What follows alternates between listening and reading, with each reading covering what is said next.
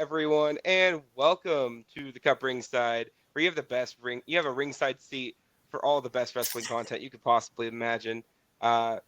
Lewis, dip. Okay, bye.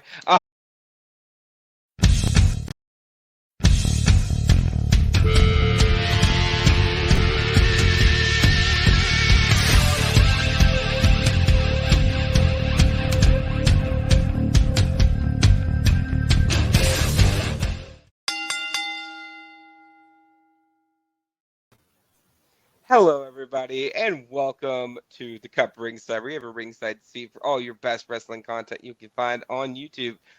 I am your host, Brooke, the Brooke Hogan of the CUP, here today to talk about the April 29th edition of Monday Night Raw, aka the Monday Night Raw portion of the draft this year.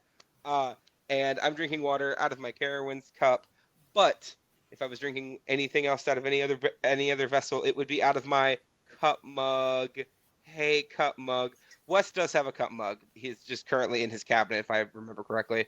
And yeah, you can get your cup mug and other assorted cup merch at laundrycreations.etsy.com. Currently shipping domestically in North America, but sooner or later we're getting that international shipping back to you all. And yeah, like we said, we're here to talk about the April 29th edition of Monday Night Raw. But I'm not alone. I'm joined by... Of course, you all know who it is. It's Wes. But as you can see, I am dressed in full colors to mourn Friday Night SmackDown and the many losses that they had on Monday, the many great pickups we had. And so I'm sticking with mourning the blue brand with my giant gallon of water here to drink and ready to talk some wrestling. But that is not all we did not just steal from the blue brand, but we did get some quite amazing picks in the draft from our friends over in NXT. And if we say NXT, you know who we're thinking about. We're thinking about Donovan. No, I'm just kidding. We got Lewis here to come and talk to us a little bit about the picks he lost, maybe some things he's looking forward to, but mostly who he's going to miss. Enjoy lamenting, Lewis. What's that? Enjoy lamenting. Enjoy lamenting. Hello, everyone. I am the Ava of the CUP Ringside, Lewis Thorpe, and I mean, the red brand took a significantly more amount of NXT stars than the blue brand, so I as we decided should. to pop in. First of all, very, very happy that it was given that Ilya was going to get the call up. We are going to miss him on the black and gold brand. It makes sense to have him on the red brand, given who else is over there right now. Oh, we'll talk about it. And then Lyra was, given her NXT career, it makes sense. But I also was a bit taken back. I was like, oh yeah, that's a good pick. I didn't even consider Lyra, even though she had the women's belt for considerable amounts of time last year. So love that you've got Lyra heading over to the red brand as well. And then night one, last Friday, you got Kiana James. Kiana James, who I think she's done it incredibly well. Ever since her feud with Fallon, a couple of years, or was it a couple of years ago? It was probably early last year. I can't remember. It was early last year, yeah. Yeah. I wasn't sure on the direction mainly for Fallon. I think Kiana definitely got featured a lot more. There's plenty to work with Kiana, and I think having those women move up will definitely bolster the women's roster on the main brands. But I think definitely Raw had their mind in the right direction by going for as many NXT picks as you did. Oh, you're missing one, though, because in the supplemental in night 2, Raw got Dijak as well. Dijak. So I just want to be clear, if you go back and watch the fantasy draft video, a certain group of Raw general managers did not only make that call, but also correctly predicted Dijak coming to Raw. So just for the record, give us our flowers. Thank you very much. But we did do the thing.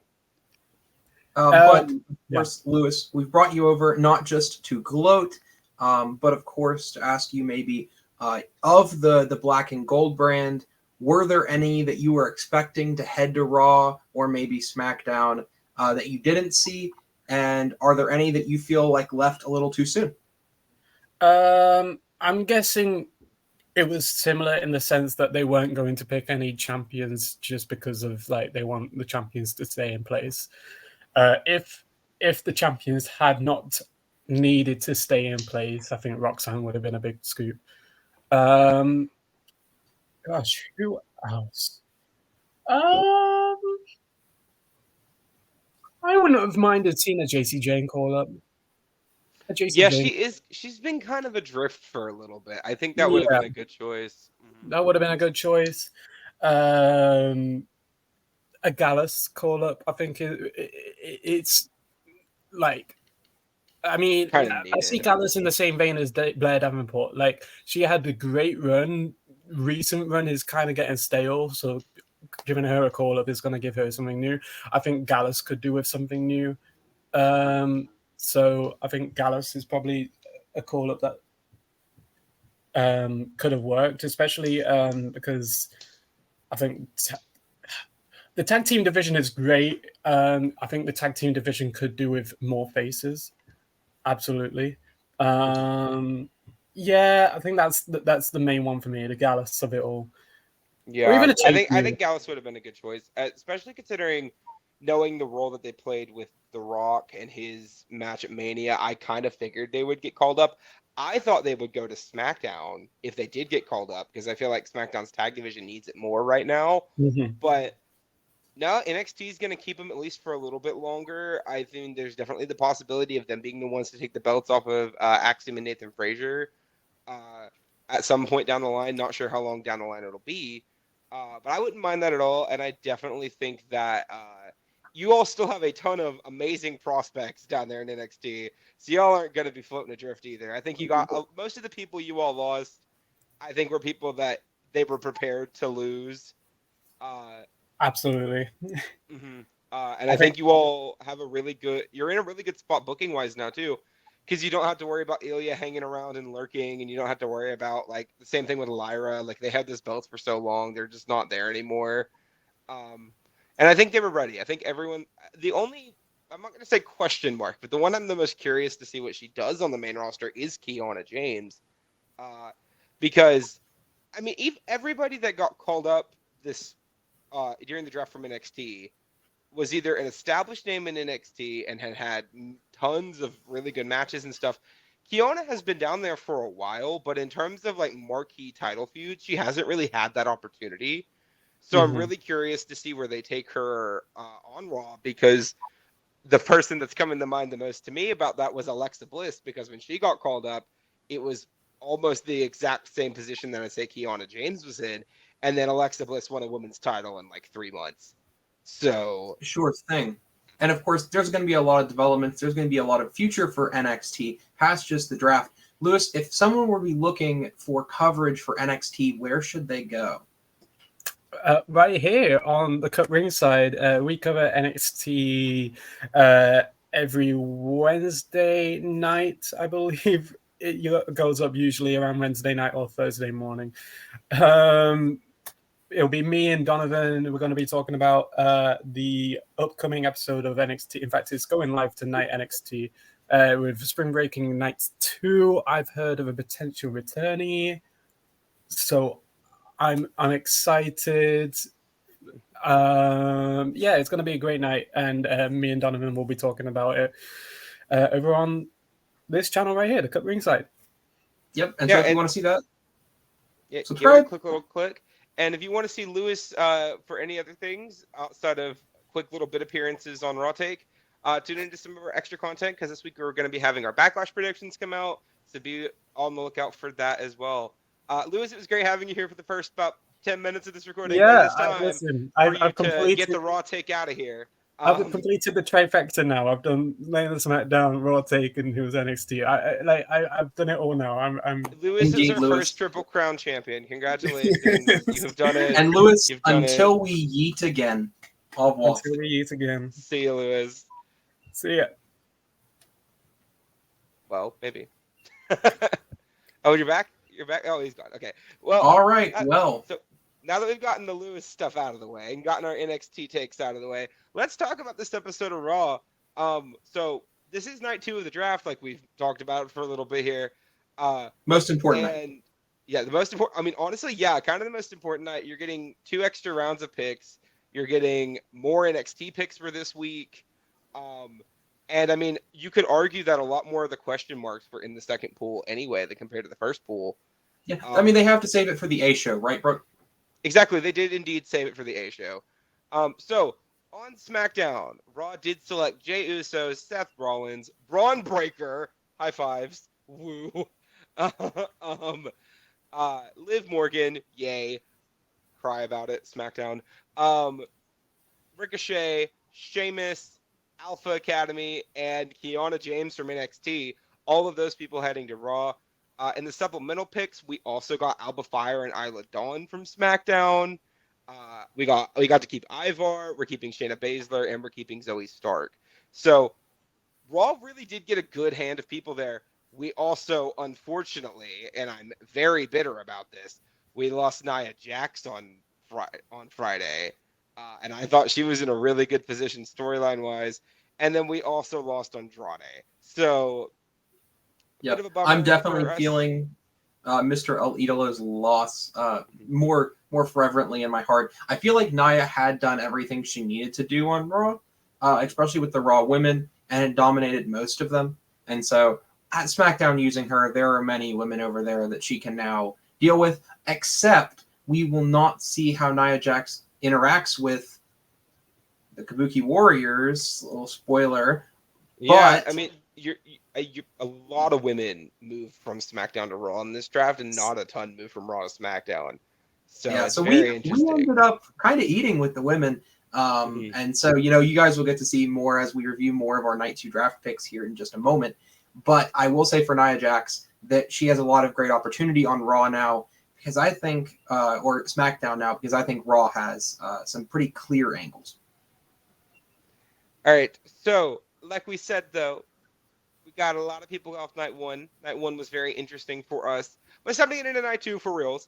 So we open up this episode of Raw with Judgment Day arriving, and then Logan Paul arriving with ISHO Speed, and quarterback for the Kansas City Chiefs, Patrick Mahomes. Yeah. Super Bowl MVP, 3-time Super Bowl ring winner, Patrick Mahomes.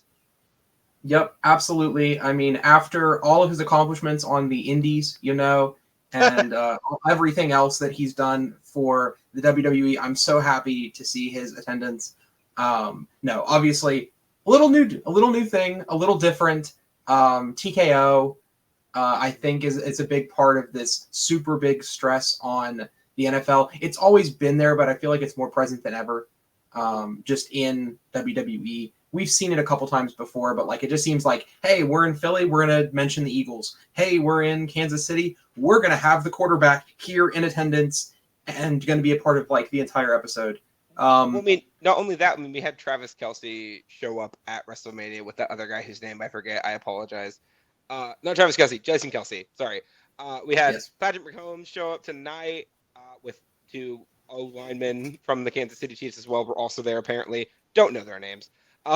But the interesting thing about this to me was that he was with Logan Paul. They weren't even trying to make this man a face, even in the town he is basically the savior to. So I think we all know that it was very funny to see him. And you know what? I have to throw out small appreciation there. Thank you for having a guest be a little bit of a heel facing. Just once. I'm tired of... No offense to Stephen Amell and no offense to all the other guests that we've had throughout the years, but we don't need every Hollywood actor, we don't need every football player to be on the face's side, Yeah, it's pretty rare when they do the heel celebrity gimmick. The only other one I can think of offhandedly was Jon Stewart when he caught John Cena over the head with the steel chair that one time, made him lose the U.S. title. And so I have to hope that heel Mahomes stays. I like heel Mahomes. I think him with Logan Paul is befitting. He's going to retire in 3 years and then just join the WWE, 100%. But moving on past that, the first thing we get after it was a quick little two segment thing. You get Becky Lynch, your new women's world champion. The man. Sure. Comes out, cuts a little bit of a promo. It was the standard "I am now the champion" yada yada yada promo. I mean, I've heard 90,000 of these. This one was not anything particularly special to me. No offense, Becky. Then Liv comes out. I'll be honest, even with the Liv Morgan shirt on, also not a particularly special Liv Morgan promo to me. I mean, listen, she's just continuing her revenge tour, right? Like, yeah, like to me, it's one of those things where until they have their match and the belt changes hands, because that's where we're both at this point. There's not much more they can really do to build up the match outside of, having them brawl every other week. And I just don't feel like that's where Liv's character's at right now. But you do get Nia coming out, and this is her last night on Raw for the foreseeable future. And she tells them that she's going to take one of them down with her before she leaves. And they book the match. So later on tonight, we're going to have Liv Morgan versus Nia Jax. Yay. This should have been a match at WrestleMania. That is all. Yeah, it is a good match. I'm glad to get to see it happen. And I'm glad to get to see it happen before Nia Jax is drafted. So, yeah. So we then go into round one of the draft. Well, not round one of night 2 of the draft. yes. With the picks getting announced by a returning Stephanie McMahon. Yep. Can we talk about it real quick? The sure, remix. The remix. Yeah. I have not jumped on the Def Rebel. I have not jumped on the Def Rebel hate train at all. I never have, because I think they have a very tough job. They have to replace a bunch of themes of a group that no longer works there, that we have finally gotten used to, and then they have to change them all again. I get it. Their job is stressful and hard. However, what you have done to Stephanie McMahon's theme on this day, unforgivable. I cannot be forgiven.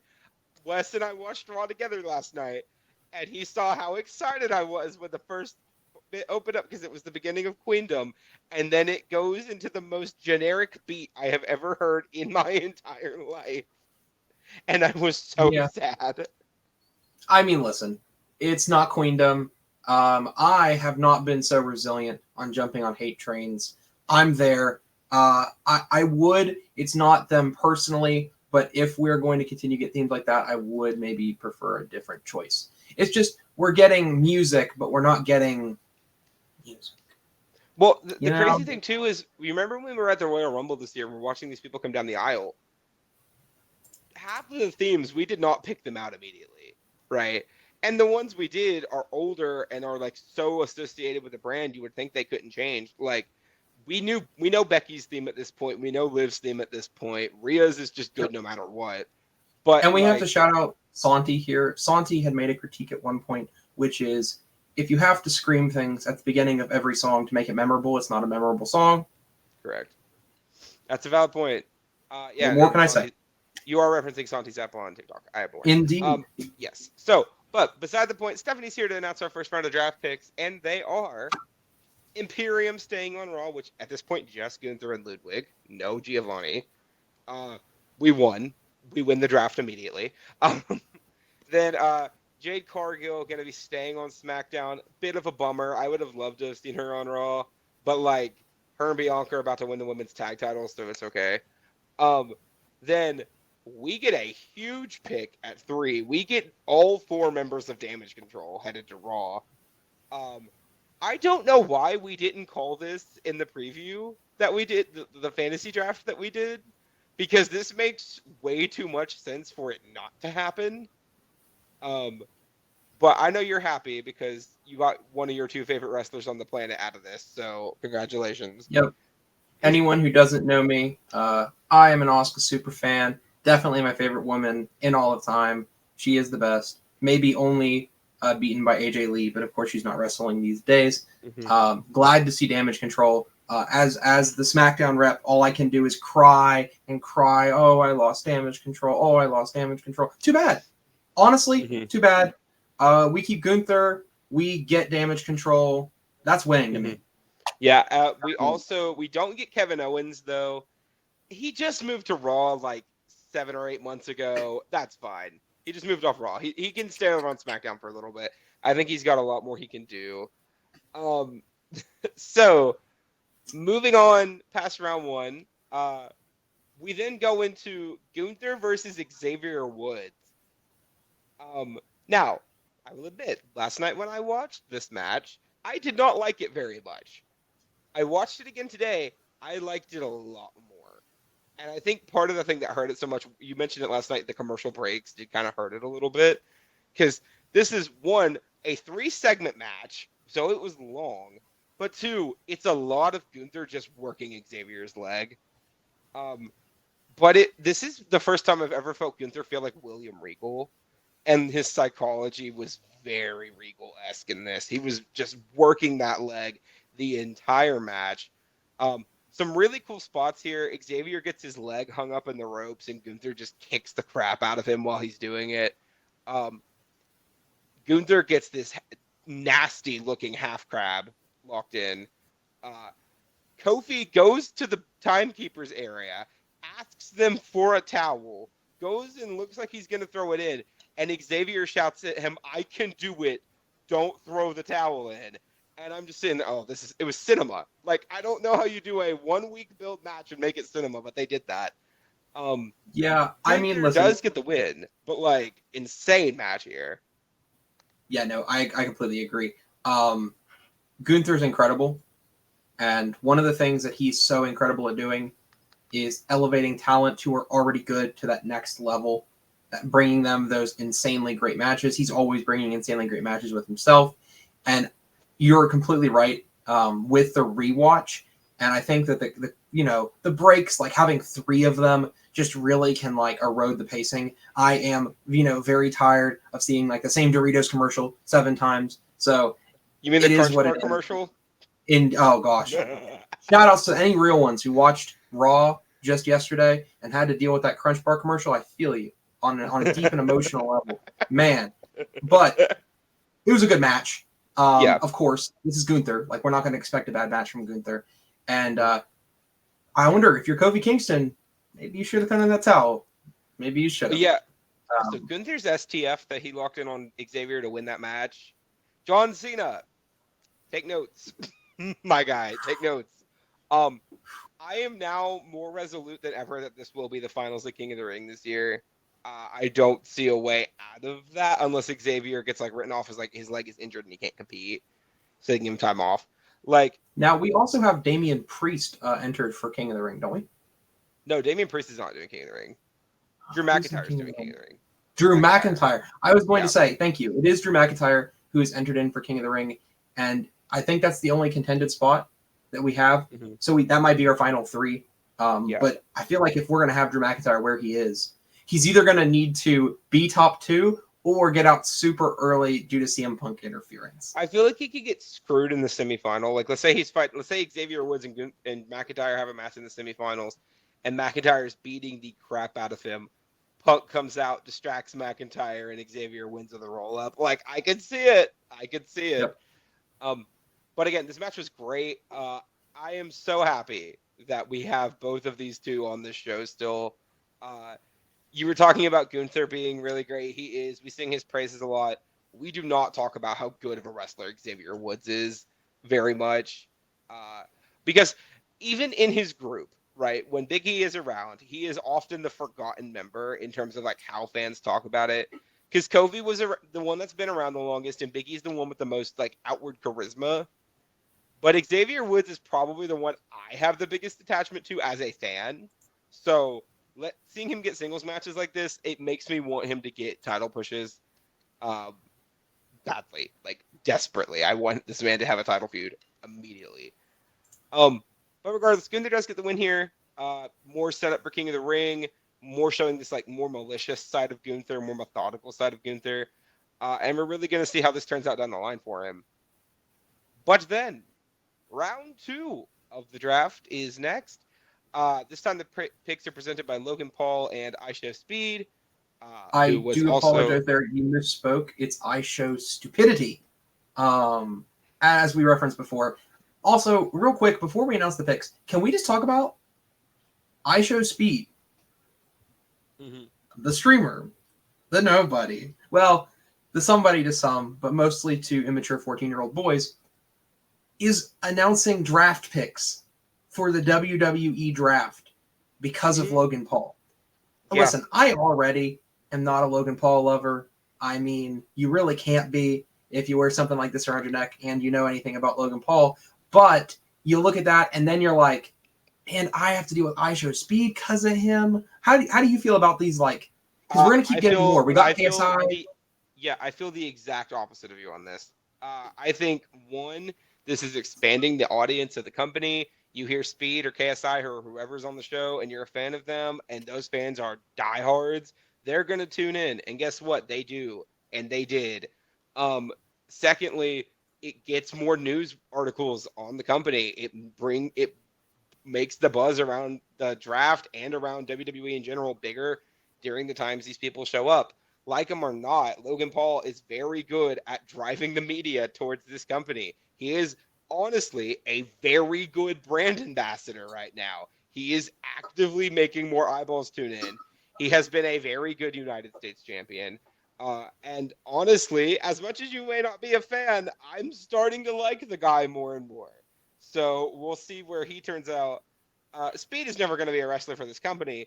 But, I mean, hey, we've had plenty of other celebrities show up that are less names than Speed is. So, I mean, I'm not mad. I'm not even remotely mad. I think it was a good choice. And I think Logan, who did convince them to take a shot on this guy, I think it was a good choice for them to listen to him and get Speed on the show again, I might add. But then the actual picks here for round 2. Raw gets to keep CM Punk. Yay. Awesome. Cool. We kind of figured. The Pride stays on SmackDown. Braun Strowman gets picked here, coming back on Raw. I wish they would have waited until round 3, but whatever. And then Tiffany Stratton staying on SmackDown. Bummed because we wanted Tiffy time on Raw, but whatever. You can stay on the B show. You can stay on the B show, Tiffany, until you decide you want to step up your A game. But, I think overall, this round, no one changed brands here, even at all. We do get the return of Strowman here, but, like, it didn't... I feel like they did it out of order. Like, you know what I mean?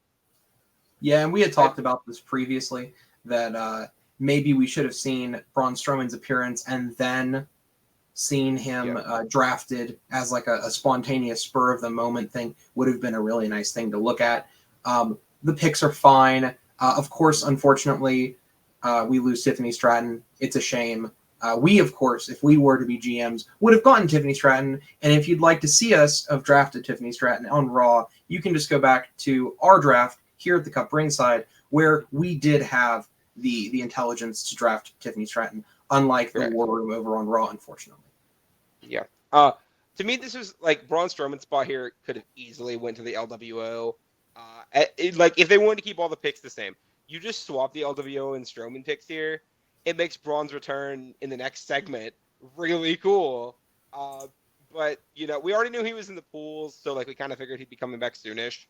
But this episode of Raw felt a little bit off because it felt like they made a couple of weird decisions that didn't really work. But then Logan Paul, after he announces these picks, heads down to the ring, and he's just talking trash about Jey Uso. And I'm like, okay, cool. I get it, you're a heel, but like, why though? You've never, other than like at Crown Jewel 2 years ago, you have never interacted with each other on screen, but sure. So then Jey comes out. They get into like a brief word battle here. And then Judgment Day comes out. Sans Damian Priest, I would like to point out. Actually, no, it's just Finn and JD here. Yep. And they're all beating the ever-loving crap out of Jey Uso for a considerable amount of time. Logan goes ringside, grabs Patrick Mahomes' 3 Super Bowl rings, puts them on his hand, punches JD McDonough on accident. But then they do eventually punch Jay as well. And as they're about to do it again, Braun Strowman comes out, returns, helps chase them off. So yeah, Braun, I don't know if he's aligned with Jay, but he's definitely back as a face. Did not give me any Wyatt pinging here. I'm going to be real. It felt very much like the Braun Strowman we knew when he left for this injury. So seems Yeah, kind of weird to we me. also But, got some really humorous spots from Jay there too after the fake punch. Mm-hmm. Jay just kind of spent like a good minute instead of just attacking them outright when he had the opportunity. He said some slick lines and like, "That's your boy." It was hilarious. It was a good segment. Again, would have been really, really surprising with the Braun Strowman return out of nowhere. But I'm actually, for the first time in a while, very excited to see what they're going to do with Braun, mainly because he hasn't changed much, but the surrounding area around him has changed quite a bit with the shakeup, with the draft, and everything else. So I'm very excited to see what Braun Strowman's going to do. I'm very excited to be able to see more closely what he's going to do. And so, overall, can't be upset. Yeah, I mean, Braun being back, he is definitely one of those whatever guys to me. I've never been a particularly big fan, never been a big hater. He's just kind of a guy that exists. We'll see if he can win me over when he comes back. I hope he does, because I don't have any feelings towards him either way. So it shouldn't be too hard. But regardless, again, this kind of felt a little bit like filler. It felt like they didn't really have a ton planned for tonight. And now, again, this episode overall was kind of weird, and this just was another thing. I was like, okay, sure, it's fine. So then we get the Intercontinental Championship match between Bronson Reed and Sami Zayn. I mean, I guess you could say it in air quotes. You get the Intercontinental Championship match between Bronson Reed and Sami Zayn, because the match itself was pretty good. It wasn't very long. But then Chad Gable comes in. They get the DQ. I mean, we knew something like this would happen with Chad. I thought Sammy might win clean and then Chad would come out and go in, but I suppose this also protects Bronson pretty well, so I don't mind it. But I just want Chad Gable and Sami Zayn to feud on their own without Bronson Reed. Let him go away. He has nothing to do with any of this.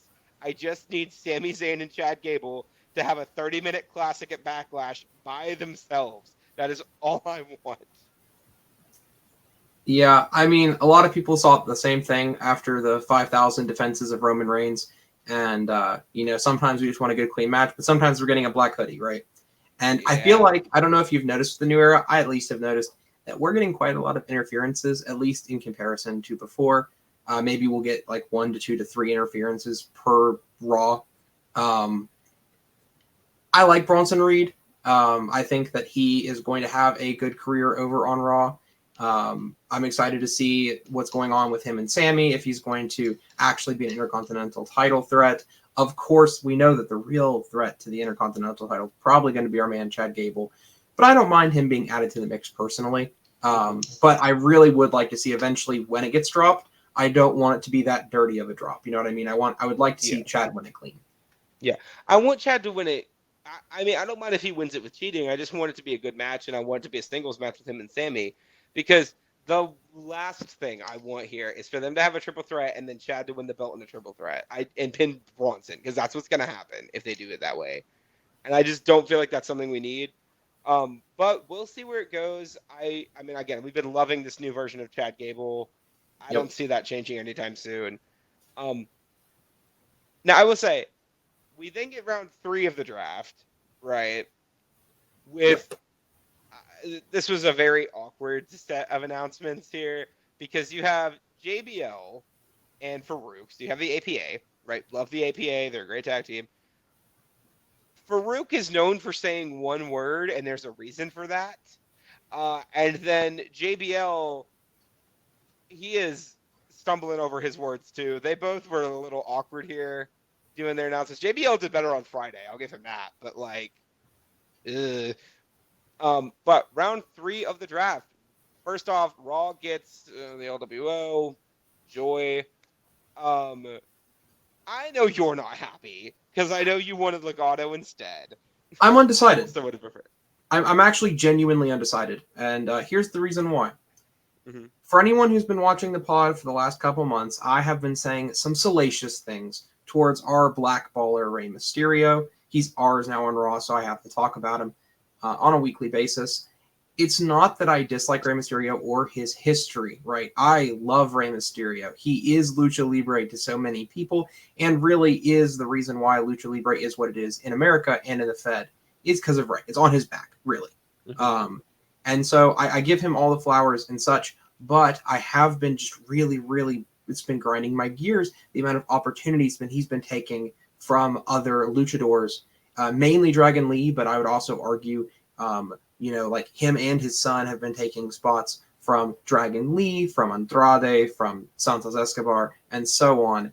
But we are gaining the LWO, but Andrade, Legado del Fantasma, and Dragon Lee are all, well, everyone but Dragon Lee. So, unfortunately, Dragon Lee, you're still under the Rey Mysterio curse. Feels bad. But everybody else, everyone else who's Lucha Libre will be on SmackDown. And hopefully, I'm hoping for SmackDown. That's probably my favorite part of SmackDown, honestly. That and, of course, Cody Rhodes. But past those two things, I'm really excited to get to see those two away from Rey Mysterio. So if we have to have him, if that has to be the albatross around my neck, so be it. Yeah. I will say Carlito did get drafted here with the LWO. So we are going to see how that turns out. I do not want this feud to happen now. This should have happened at WrestleMania. They waited too long. I get why, but I don't think it was the right decision. Pacing, right? It's been a little weird. What? Pacing is really what it's about. Yeah, the pacing was weird. This whole episode of Raw, the pacing was off. And the past few weeks, the pacing's been a little bit off when it comes to when they're choosing these turns to happen. Like Carlito turning now after the security footage gets revealed and like all that stuff. And like, it just feels weird. I feel like we never really got a proper conclusion to a lot of the stuff that happened at Mania with Legato and LWO. Even this past Friday on SmackDown, it felt like an afterthought in the whole grand scheme of things. So I hope they do better by the LWO on Raw, because this just the past like 6 months has been awful, and I just don't want to look at it anymore. And thankfully, of course, Legado del Fantasma and the LWO are going to be separated. And I think that they had to do it now, if not ever, because Carlito at some point, once and now that they've been separated, we need LWO to have a heel to be going against. Benefits, though, we do get Rey Mysterio, but we get Dragon Lee. We get Zelina Vega, which I know that most people, including ourselves, are super big fans of Zelina Vega. And we're getting heel Carlito. It's late. You're neglecting to mention we also are getting Joaquin Wilde and Cruz del Toro, who are also both great. I'm really happy about Joaquin Wilde because I love that guy. But move on. There's a lot of picks here. We also got Legato staying on SmackDown. We talked about that. McIntyre finally gets drafted here. He got drafted 6 picks under Punk. That is important. And then the heartbreaker for the night for me, Shinsuke Nakamura getting drafted to SmackDown. Heartbreaker as a fan, because I love Nakamura, but like as a fan of Nakamura, take him and do something with him, please. Because this past year, we thought Nakamura was winning the world title, and then he lost with the Falcon Arrow through a table in a last man standing match. So, yeah, SmackDown, do something with him, please, because dear Lord, Raw wasn't. Yeah. He's just been suffering from being a Japanese wrestler in the Fed. Not named Asuka. Not named. Well, no. Okay, let's be clear. Asuka, Io Sky, and Kairi Sane have all held championships in the past month. So, like, Nakamura is, I don't want to say suffering from being a Japanese wrestler. The only way you could say that is that maybe at WrestleMania. When it comes to, like, the actual booking of these people, pretty much every Japanese wrestler in this company right now, with the exception of Nakamura, has been booked very well lately. So, like, except on pay-per-views, where they lose quite frequently. Io and Sky most of the time. literally win. Okay, Damage Control are still the tag team champions. Kabuki Warriors still have those tag belts. Io Sky has had. They holding it backlash though? Maybe, maybe not. I don't know. But they've had him for 4 months, which is longer than most of the other teams that have had him lately. But 2, Io Sky was just world champ, was women's champ for like what, 10 months, and she's just now lost the belt to Bayley at WrestleMania. I think they're doing okay. I think they're fine. We can agree to disagree, but specifically Shinsuke is having a rough time. Yeah, Shinsuke's having a problem. I hope he gets booked better on SmackDown. Moving on past round 3, though, we do get McIntyre coming out after this. First off, he yells at the APA. I would love to yell at JBL, so happy for you, McIntyre, on that one. But then he's like, I don't understand how CM Punk is drafted higher than me. He's injured. He's not even here. Standard McIntyre heel promo here lately, but I enjoyed it nonetheless. And then you hear, and then Punk is up in one of the skyboxes, and he tells McIntyre to come find him. So McIntyre skulks backstage, and then we just got to move on from that for the time being. We'll come back to it later. But then we head backstage with Sheamus and Braun Breaker interacting. Braun did get drafted to Raw, so did Sheamus, so they're both going to be here for a while. Braun's kind of looking like he's about to get into a fight with Sheamus, and Sheamus is like, nah, I just want to tell you I'm a fan. I'm happy you're here. And then Braun's kind of just dismissive and moves on past it. I want this feud now, tomorrow. Literally at Backlash, I want these two to have a slugfest because Braun Breaker can do that, and I think Sheamus can definitely do that as well. Braun needs to go over in this feud, obviously, but if you're giving me heel Braun Breaker on the main roster, I'm down. I'm beyond down. And he did kind of seem to give off that energy just a little bit of like, hey, old head, I'm not taking you. I'm not taking your crap. And so I think he's going to definitely be like that. I am the dominant force of the WWE type of feel. And anyone who tries to tell me otherwise is beneath me. I think he might be giving that off a little bit. Kind of reminding me of somebody else. So, like he's definitely going to be that dominant force. And if it's the first feud is with Sheamus, cool. How can you be mad? They don't have Dolph Ziggler to be the first feud for somebody when they come from NXT anymore, so they have to do it with somebody else, right? Yep. That's what you get for saying EO had a bad title reign. Okay, moving on. So that was only a little bit of time, because then we go into something that took even less time. Before this, you had a backstage segment with Otis and Tozawa and Maxine Dupree, and they're hyping up Maxine. She's got a match tonight. And Chad Gable comes in. We found out a little bit earlier that Chad had conned R-Truth into having a tag match with Tozawa and Otis. But then was it conned or just well negotiated? It was okay. In a world where R-Truth is involved, it is never negotiated. Let's be clear. But Maxine has a match tonight. She's happy about last week where she got 2 eliminations in the Battle Royal. And Chad's like, "Did you win? Do you have a championship around your waist? I will not settle for mediocrity anymore." And I'm like, Chad Gable, you are quickly becoming the best part of Monday Night Raw. Let me just tell you that.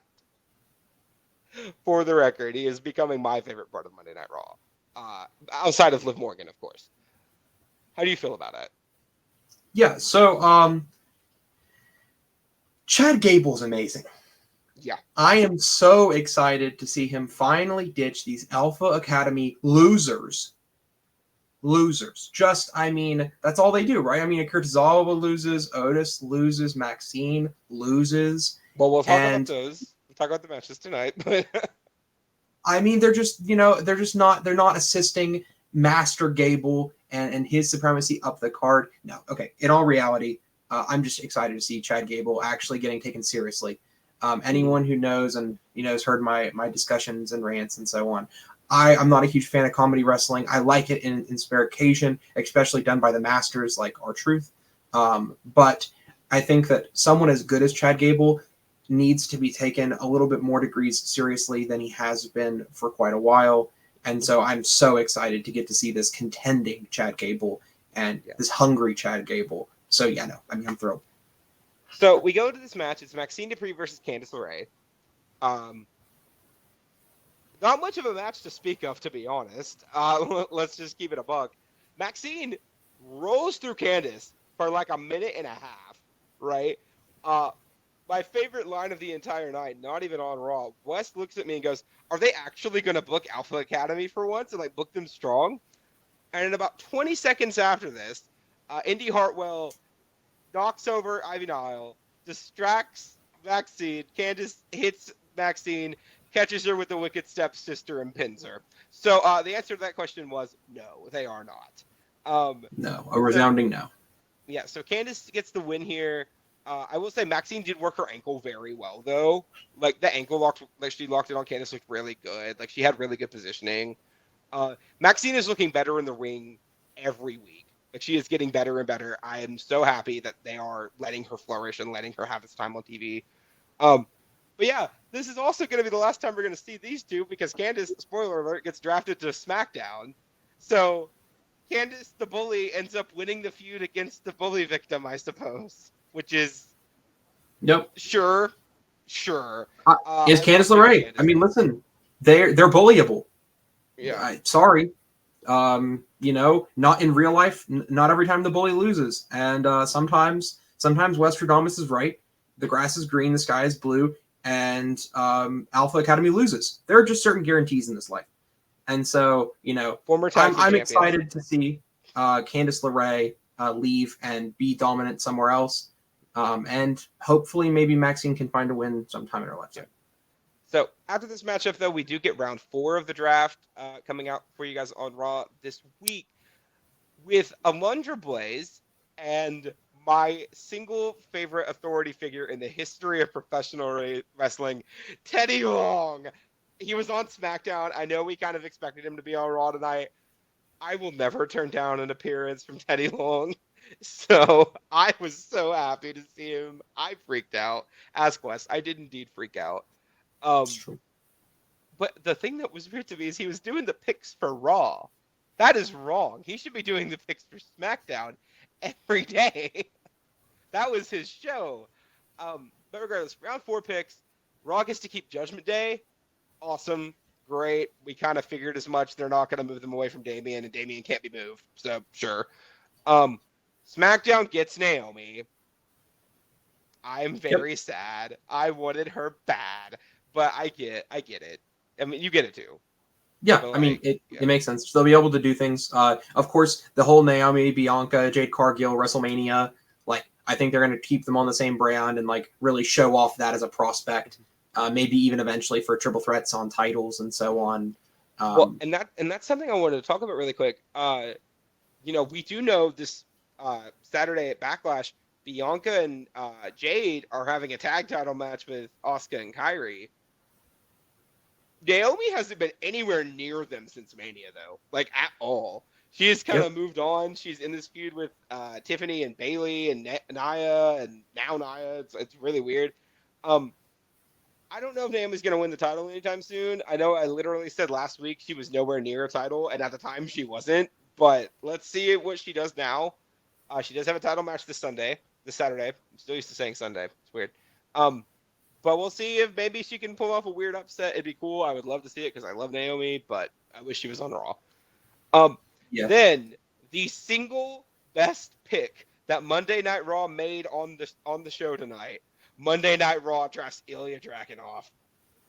Thank God we get the Matt Dragon. Yeah. Honestly, SmackDown should be crying about it. Because for anyone who's not been watching NXT, Ilya is a fantastic prospect, just in the ring, on the microphone, holding titles, chasing titles, heel, face. He can be whatever you want. And of course, for those who don't know, he has a very, very illustrious career next to Gunther as a rivalry, and we have both of these people on Raw. And so I can only imagine. Ilya was the first guy to beat him in the Fed, period. So, and he's the guy that ended his NXT UK title reign, which was longer than his IC title reign, for the record. So keep that in mind, that we do have one of the best wrestlers on the planet on Raw now. I'm so excited. I mean, you all saw his match with Nakamura on the Raw after Mania. He's great. He's great. Just lost the NXT title, so we're going to see where he goes from here. I hope it's into a really cool feud with Gunther, but I don't want that right away. Give them time to grow apart. So then we lose Chelsea Green and Piper Niven. And I'm bummed, not only because we lose Chelsea and Piper as wrestlers, because I love them both, but that now means I'm not going to get to hear Samantha Irvin go, Chelsea Green anymore.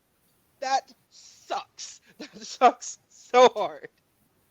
Yeah, I do have to. I do love that there was that point where we got to see our GM basically just thanking everything that is good that they no longer have to deal with Chelsea Green. I thought that was hilarious and well worth the draft spot. Yeah.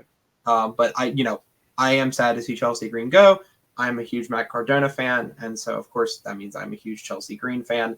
Hopefully, Showtime and terrorizing SmackDown will be just as funny as it has been on Raw. Well, I mean, Chelsea Green aside, I also love Piper Niven. She is incredibly talented in the ring. I wish they would let her develop more of a personality on camera because she's hysterical on Twitter. But, like, I wish they would let her show that off on TV because right now she's kind of just, like, the silent muscle for Chelsea. But, like, I'm bummed that we're losing both of them. I think they're both great. And, Chelsea is doing really cool things. I think she is a really cool candidate to win Money in the Bank this year. I think that'd be funny as hell. And I think Piper is also somebody that I could see in world title contention in soon enough. If they ever bring out mid-card titles, she is someone I would love to see fight for like a women's U.S. title on SmackDown. Yep, sure. But moving on past round 4, we then go into Liv Morgan versus Nia Jax. This is exactly the match I thought I was going to get between the two of them. Liv playing like the plucky underdog against Nia's brute strength. Really solid wrestling all the way around, in my opinion. Not really solid selling all the way around, in my opinion. For sure. This is the first time since she has came back that I will say that I have seen this from Nia. I did not feel like Nia was really trying very hard in this match, and no shade, because again, every single person signed to this company does things that I cannot do. Okay. But I have seen Nia on her A game, and I did not feel like this was the same level that she used in like her match with Rhea at Elimination Chamber, for example, or like her last women's standing match with Becky. I think this was just kind of like a match she didn't put the same amount of oomph into, which was probably had something to do with the finish, because the finish was really fun. But also, let's be honest, I don't think that Liv and Nia have a whole lot of in-ring chemistry, at least from what I've been shown, right? I can only judge on what I've been shown, and I don't think there's a huge amount of chemistry there. There are some times when you have big and little talent put together that can become kind of an issue. It doesn't happen all the time, but it can happen. And in this case, like, Oblivion's kind of weird on big women like Raquel or Nia Jax. And then you've got, of course, hitting anything on Liv just looks like it's terribly painful, because it's small, which means you get hit with a Samoan drop, which, by the way, that Samoan drop still is nice. It's still looking good. It just, when you're getting hit with a Liv kick, you do need to make it look like you're getting kicked. Yeah. We aren't to catch we ain't no selling everything. Yeah, and I do want to be clear, though. This is such a minor critique, because I think the actual match was really cool. Like, it wasn't, like, distractingly bad. It wasn't like she was no selling, period. It was just a little stiff selling, if anything. Like, it wasn't Ilya Dragunov level selling, but it also wasn't like Jackie Gata level selling. Okay, it was like just more on the Ilya side, because it was fine. It just wasn't like, it was not up to the standard I have seen Nia do before, is the only thing I'm saying. But finish, Tiffany Stratton is sitting ringside during this entire match because she's watching Nia. Naomi comes out of the crowd and loves seeing Naomi. They're brawling all up and out beside ringside. They distract Nia. Liv hits the springboard into the Jersey Code Breaker, follows it up with an Oblivion. Liv gets a clean win on Nia Jax here, which is huge for her. And I also found something out on Twitter last night. The Oblivion is the single most protected finisher in this company. Not a single person has ever kicked out of it. So we shall see where things go. Now, has pins been breaking up after an Oblivion? Yes. No one has ever kicked out of it on their own. So good job, Liv. Backstage later on, Becky says Liv has her title match. So we're going to see when that happens. It hasn't been announced for Backlash to my knowledge as of right now. Actually, I'm going to double check that real quick because I don't want to tell you all lies and it end up being on the Backlash card. But regardless of whenever that happens, I think it's going to be great. Yep, for sure. So after that, we do go into round 5 of the draft. This time announced by the Dudley Boys. What's up? Who brought a table? Who brought a table? And we thought somebody was going to end up going through the table, but no one did. There's just a table. I mean, listen, just a table. You know, on Friday they said, "Bring the table." Dudley Boys delivered. They didn't say through the table. They just brought it, and you know what? I respect them for that. Yeah. So you get the 5th round of draft picks here. So we get the New Day staying on Raw. Yay. Awesome. They're great. Pretty Deadly staying on SmackDown. I'm bummed. Wes is not. We then get another NXT call-up headed to Raw. Lyra Valkyria. She's just been women's champ over there for about 6-7 months now. So it's nice having her on Raw. She did beat Becky to win that belt. So I'm happy she's here.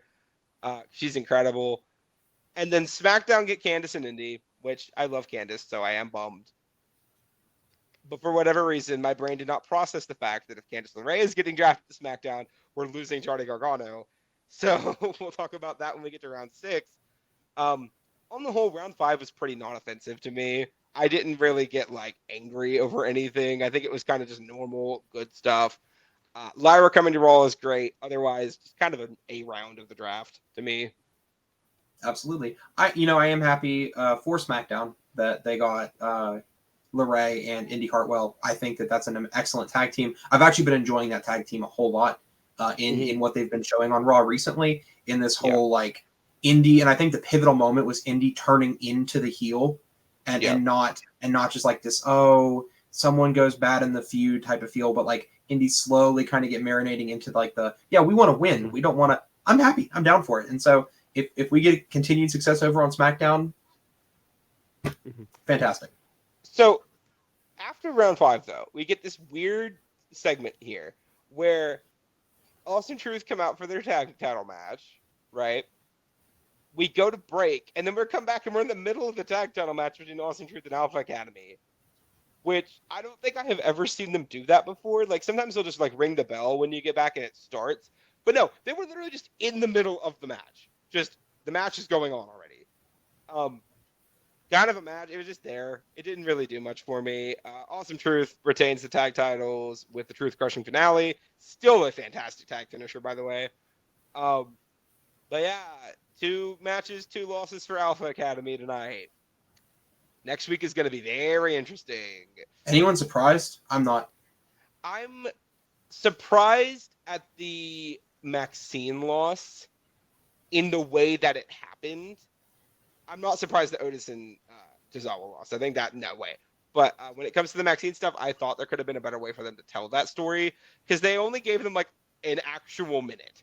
So not my favorite way to book that, but I think next week is just going to be really interesting. We're going to see where Alpha Academy goes from here. I do not want Chad to be split from these guys just yet. I think there's more to be told here before they just immediately split, but we'll see. Yeah, and of course that's where you might be going, right, is we're going to probably see over the next coming weeks, at least this is what I've kind of been saying, is we are probably going to see a Chad Gable who gets more and more fed up. Alpha Academy is going to lose and lose and lose and lose and lose and lose and lose, just like they've been doing, until eventually I think the only path they really have is separation.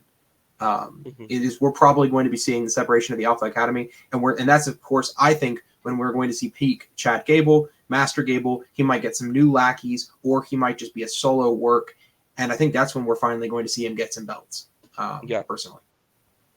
So after this matchup, though, we do move into the 6th and final televised round of draft picks for the draft this year, hosted by the 2 GMs, Adam Pearce and Nick Aldis.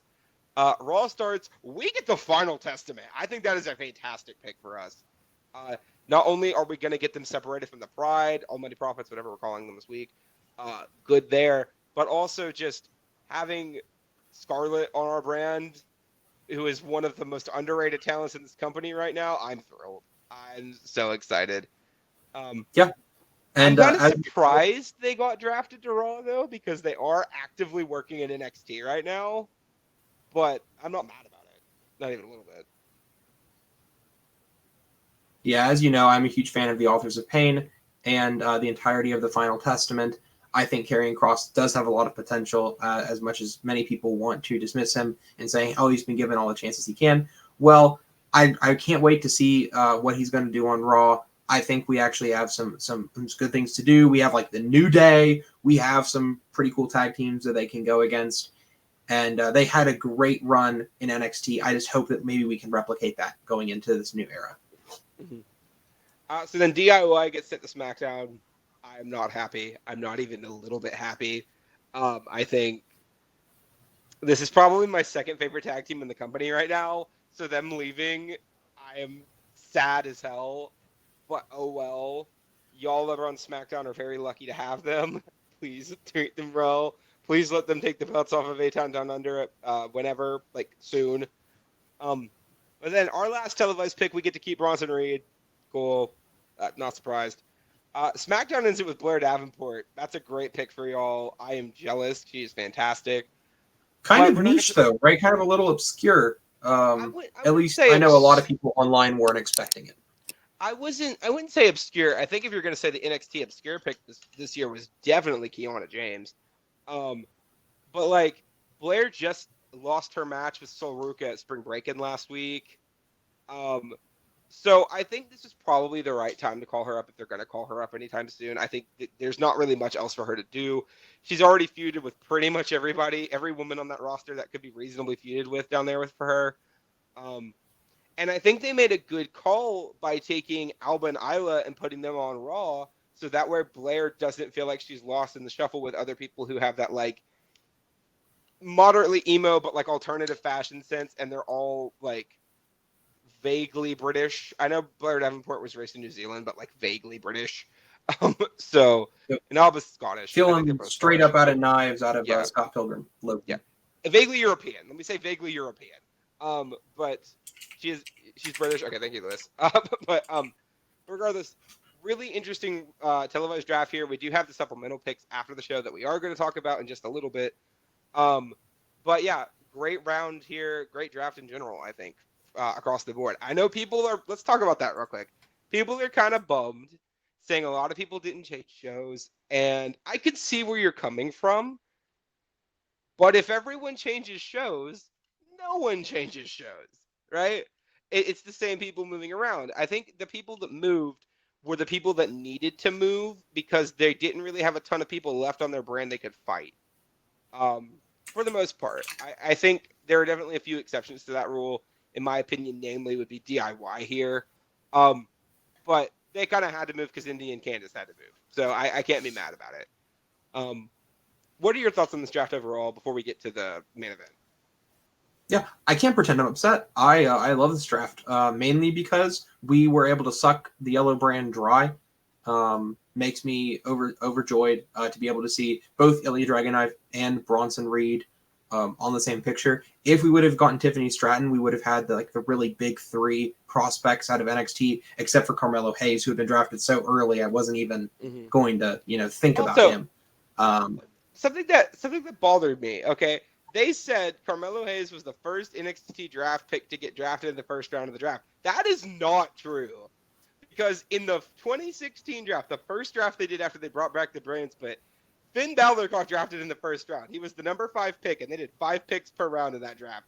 Know your freaking draft history, commentators, if you're going to call things out like that. That's just not true. Now, granted, did Carmelo get drafted significantly higher than anyone probably thought he was going to get drafted? Yes, and that shows me just how much they care about him on SmackDown right now and how much they want to show him as a main eventer.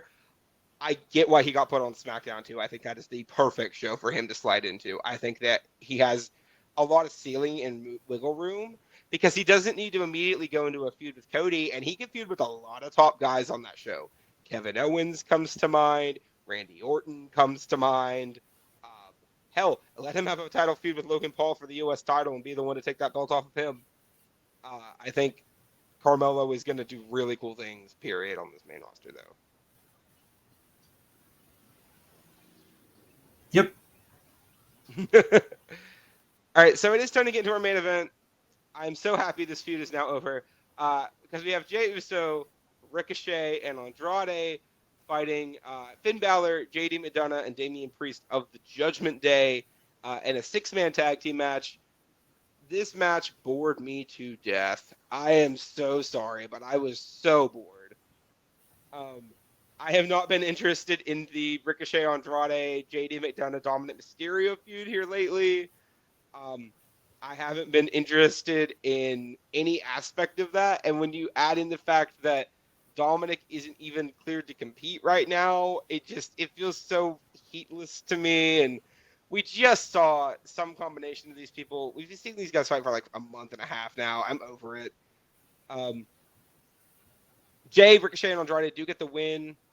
Cool. I'm happy for them. But like, I'm just happy this feud is probably over. Yeah, and the feud looked kind of definitive. And I mean, listen, we're talking about the main event, we do have to talk about one thing that you didn't mention, but is wow, oh my gosh, JD's injury. Oh my goodness gracious, he had a shiner on him, and of course, people are like, "Oh, wrestling is fake. Wrestling is fake." Tell that to JD. Tell that to the 3 rings impressed upon his skull. And of course, I understand that it was probably a little bit of a botch on how hard the hit was, but like that is an impressive shiner, and I got to point that out. I mean, that was definitely makeup, 1, but 2. The big thing too. The reason I say that is because during the match it was basically gone. But like, I like the. It's okay, JD. Impact. I believe you. For those who believe that shiner out there. You believe in who? You believe JD. who? No, it's close. We're sticking to WWE. And in WWE, I believed in JD's shiner. Well, I believe it wasn't the shiniest, but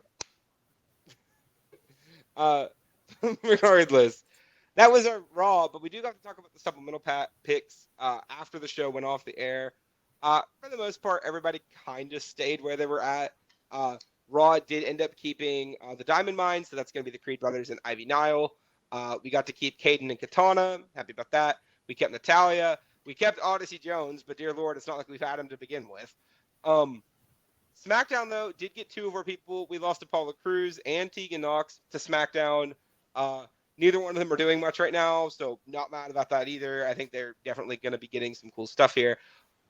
But we did get 2 picks that were not on Raw beforehand out of these supplemental picks. So first, we got New Catch Republic. I am so happy. I am beyond thrilled. This is my favorite tag team in the company right now. Okay, on the main roster, because Axiom and Nathan Frazier. But I give them the tag belts. I don't care if it's a face versus face thing. Give them the tag belts immediately. Please. Please. But the big pick for me out of these supplemental picks, go ahead and get them up here, because acknowledge that Wes and I called Dijak coming to Raw, and we nailed it. His promo that he cut on Digitals after this, talking about how he's been drafted to Raw before. He's been there before, and he knows what it's like. And Retribution is dead, and he's not going to let any of that happen to him again. I was ready. I am prepared for this. I cannot wait to see Dijak on Raw. Yeah, I mean, we're going to have Dijak. We're going to have most of NXT. Again, if I decide to highlight one part of Raw's draft that I thought was the best, is we got so much potential from NXT. And, what previously was just NXT before. I think that we will have a great future on Raw. And we're going to have a lot of fun feuds and stuff to look forward to. So, for anyone interested in keeping track of all of those things, maybe your day and your week's a little hectic and you'd like us to do that for you, just ring the bell and subscribe. We are putting out videos of the Raw Take every day after Raw. So if you missed Raw or would like to hear our thoughts, of course, let us know in the comments your own. And you see our socials, so go follow us on those. And again, if you are interested in other stuff like reality TV and drag and the rest, you can always check us out on our other channels, because we have not just the Ringside, but at the Ringside, we appreciate you, and we are glad to see you coming back week to week. And so that's pretty much it. Yeah, links in the description for those other channels. Next week, we're going to be dealing with the fallout from Backlash. We're going to see if we have a new world champion. We won't. We're going to see if we have new women's tag team champions. We might. So we're gonna see how all of this turns out at Backlash this Saturday. If you want to know about our predictions for that, we will be posting a predictions video in the next few days. So keep an eye out for that. Make sure you punch that notification bell, like Wes said. And yeah, everybody, I hope you enjoyed us talking to you guys. But it's time to take out a Raw. See you guys. Cheers.